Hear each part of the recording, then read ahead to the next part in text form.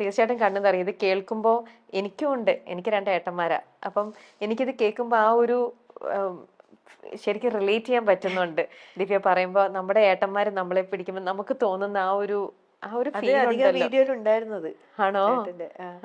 ഏടത്തിയമ്മ പറയും ഒന്ന് കല്യാണമായിട്ടുണ്ട്. ഏടത്തിയമ്മക്ക് ഭയങ്കര ഭയങ്കര എന്ന് പറഞ്ഞാൽ ചെയ്തു അത്രക്ക് ഇഷ്ടം. വേഗം ഒന്ന് കെട്ടിയിട്ടുണ്ടെങ്കിൽ എണ്ണമാണ് ദിവസങ്ങൾ. എല്ലാരും അങ്ങനെയാണ്. പിന്നെ ഏപ്രിലിൽ അങ്ങനെ ആയതുകൊണ്ട് ഈ ഇത്രയും നീട്ടണമെന്നൊക്കെ കുറെ പേര് ചോദിച്ചു, വേഗം കല്യാണം കഴിച്ചുകൂടെ അങ്ങനെ ഇങ്ങനെ. എല്ലാരും ഹാപ്പിയാണ് ഇപ്പൊ. എല്ലാത്തിനും ഒരു സമയമുണ്ട്. ഇപ്പൊ അമ്മയ്ക്കും ചേട്ടനും എല്ലാവർക്കും സന്തോഷാണ്. പിന്നെ എന്തിനാ ഈ കണ്ണുകൾ നിറയണേ?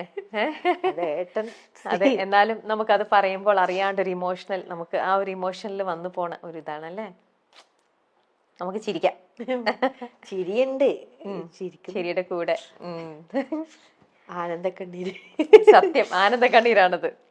അല്ല, നമ്മള് ഒരിക്കലും നമുക്ക് തിരിച്ചു കിട്ടുമെന്ന് പ്രതീക്ഷിക്കാതിരുന്ന സമയത്ത് പെട്ടെന്ന് നമ്മുടെ അമ്മയുടെയും വേറെ ആരുടെയും അല്ല, സ്വന്തം അമ്മയുടെയും ആങ്ങളയുടെയും ആ സ്നേഹം, അവരുടെ ഒരു ലാളന, അവരുടെ ഒരു കരുതൽ, അതൊക്കെ കിട്ടുമ്പോൾ നമുക്ക് വല്ലാത്തൊരു തിരിച്ചു കിട്ടുമ്പോൾ ഉണ്ടാകുന്ന സന്തോഷം. പിന്നെ അതുപോലെ തന്നെ ഞാൻ ഏട്ടന്റെ കൂടെ വാലിയ തൂങ്ങി ഇങ്ങനെ നടക്കണ്ടല്ലോ, കുട്ടിക്കളി കളിച്ച്.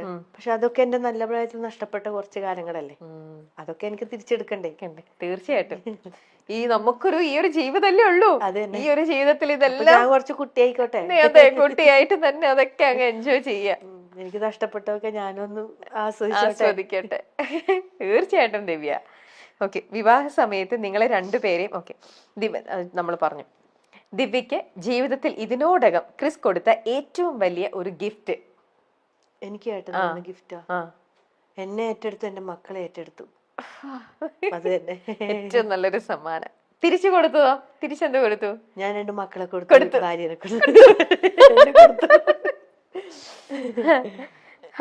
നിങ്ങൾ പറയാതിരിക്കാൻ പറ്റില്ല, നല്ലൊരു അപ്പ അമ്മ ഏട്ടന്റെ, പറയാതിരിക്കാൻ പറ്റില്ല. അവരെവിടെ? എറണാകുളത്താണോ? അവര് എറണാകുളത്താണോ? ട്രിവാൻഡ്രത്ത്. അവരും ട്രിവാൻഡ്രത്താണോ? എറണാകുളത്തും വരും. 2 സ്ഥലത്തായിട്ട്. പിന്നെ ഏട്ടന്റെ ചേച്ചിയുണ്ട്, പുഷ്പ ചേച്ചി, US-ലാണ്, ഡോക്ടറാണ്. അതും എന്താ പറയണ്ട അറിയില്ല, എന്നെ അതുപോലെ സ്നേഹിക്കുന്നുണ്ട്. അങ്ങനെ ഒരു അകൽച്ചയോ കാര്യങ്ങളോ, മക്കളുണ്ട് അതൊന്നും ഇല്ലാണ്ട് ചേർത്ത് പിടിക്കുന്നുണ്ട്. അതാണ് ഗിഫ്റ്റ്.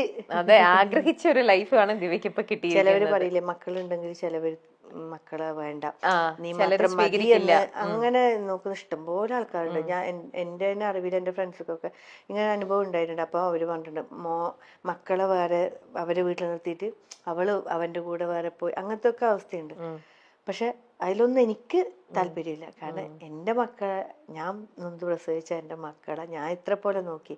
അപ്പൊ നമ്മളെ 3 ചേർത്ത് പിടിക്കാൻ ഒരാള്, ആ കുടുംബത്തിലേക്ക് തന്നെ എന്താണ് ഒരു തെറ്റും കൂടാതെ, എനിക്ക് എന്താണ് ഒരു ഇതിനോട് ഇങ്ങനെ എന്താണ് നല്ല ധൈര്യത്തോടു കൂടി നല്ല ഇതായിട്ട് നിൽക്കാൻ നല്ലൊരു അപ്പ ഉണ്ട്, നല്ലൊരു അമ്മ ഉണ്ട്, ചേച്ചിയുണ്ട്, കസിൻ ഉണ്ട്, എല്ലാരും ഒരുപാട് ഫാമിലി മെമ്പേഴ്സ് ഉണ്ട്.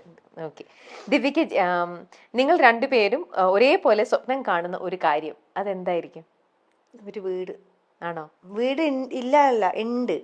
പക്ഷെ നമുക്ക് നമ്മളേതായ സ്വന്തമായിട്ടുള്ള നമുക്കൊരു ആഗ്രഹം, ഒരാഗ്രഹം എനിക്ക് എന്റെ ബാലൻസ് ഒരു കാര്യല്ലേ വീട് എന്നുള്ള സ്വപ്നം. കണ്ണൂരായിട്ടൊരു ചെറിയൊരു തറ കെട്ടി വെച്ചിട്ടുണ്ട്. അതായി എന്നൊക്കെയാണ് ന്യൂസിൽ വന്നത്. 2 നില വീട്, പിക്ചറൊക്കെ ഇല്ല, സംഭവം കെട്ടിയിട്ടില്ല. ഉള്ളൂ. അതിന് പതുക്കെ മതി, തിരക്കൊന്നുമില്ല.